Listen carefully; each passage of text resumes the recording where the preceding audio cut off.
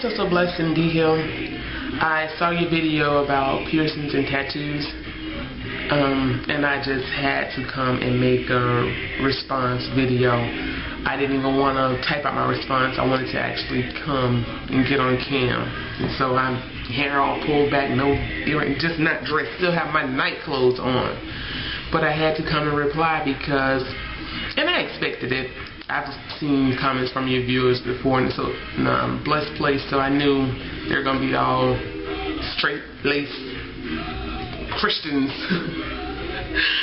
And I say that in just because it never ceased to amaze me how Christians, the Christians are so, oh, you shouldn't do this and I would never do that. And I know at one point a long time ago I did feel that way. Even before my piercings, I have a piercing in my tongue and I have 2 tattoos. But even before then, I got my first tattoo maybe about 8 years ago, something like that. I'm 37, so I got my first one when I was probably 29 or so, and then I got another one about 4 years ago, 5 years ago, 4 years ago, I don't know.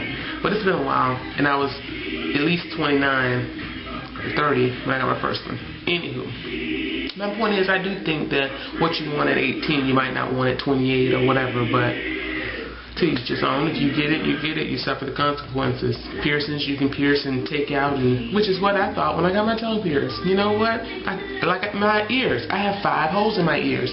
I hit my 5th hole by the time I was 18. I had my 5th piercing in my ear, but I only wear 1. I only wear earrings in my first hole. My parents knew that I was getting my ears pierced more. I didn't do all the things that they do now, the cartilage piercing and all of that, but I had 5 holes and I used to wear all 5 at the time. But I was 15, 16, 17, 18. So yeah, what you want at those ages is not the same, but it's not permanent. Not the piercing, I could just take this out at any time, and that's what I liked about the fact that I got the piercing.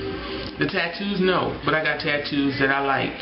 And hey, in 10 years, I'll deal with the consequences. If I feel like I need to go and have them surgically removed, then guess what? That's what I'll do.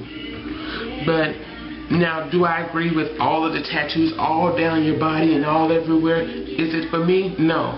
But where am I going to, oh, you're going to condemn somebody to hell or condemn them to wherever because they have it?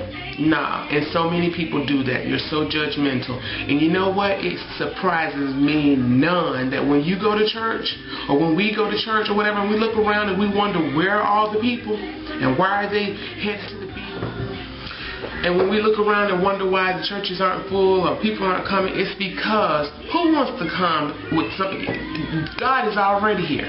You live next to, if you live next to some people act as if they're God already. You already condemn them to hell, condemn them to whatever. And I have learned, I work with the public, so I have learned not to be so judgmental. Do I have my opinion? Yes. Now, I will say I'm opinionated.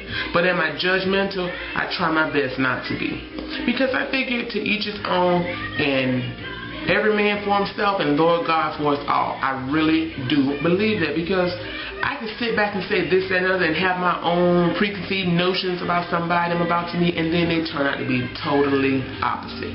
I think I'm about to deal with somebody that's redneck, hillbilly, the nicest person, so down to earth, so none like I thought. Or I can think that I'm about to deal with somebody who's going to really be smart and nice and articulate, and you're going to have a nasty, stinky, dirty attitude. You never know what a Christian is going to look like, who they're going to come from. And you think that Jesus, I don't think the God that I serve is so concerned with a tongue ring in my mouth. I don't think he is. Now, I could be wrong, but you know what? I won't know until he gets here. Until he gets here. I don't think he's going to be concerned about the tattoo on my back. Maybe he will be, but I don't think so. I know the Lord that I serve, and I know that I serve him. I know he reigns on the just as well as the unjust. Now, do I want to be the one out there doing the wrong? No. But with a nasty attitude or a judgmental attitude, do you think that you're not carry that around?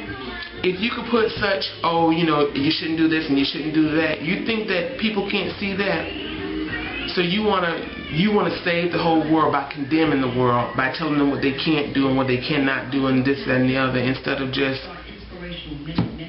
just doing the positive. Now, I'm not saying don't tell people the right and the wrong, yes, but you got to catch the fish before you clean the fish. And people are out here spreading, oh, you shouldn't do this and you shouldn't do that. It's no wonder that some of the churches are empty. A lot of the churches are empty because you want to rip people to shreds about their earrings and their tattoos and their piercings here and their hairstyles and their outfits. Rip them to shreds before they even get in the door. And I don't blame them. A lot of people, I hear so many young people.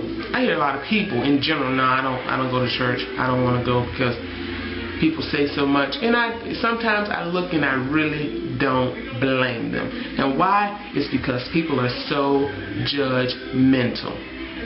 So my thing is, you focus on Jesus, God, whoever it is that you're claiming your higher power. You focus on Him and ask the Lord to help you. And if He helps you, and you love Him, so what I try to do is to ask Jesus to help me. Focus on me. Let me get my light to shine. Let me do what I need to do as a Christian. And then I'm not going to worry about the man next door. I'm not going to worry about what his piercing is and what his tongue, whatever the case may be.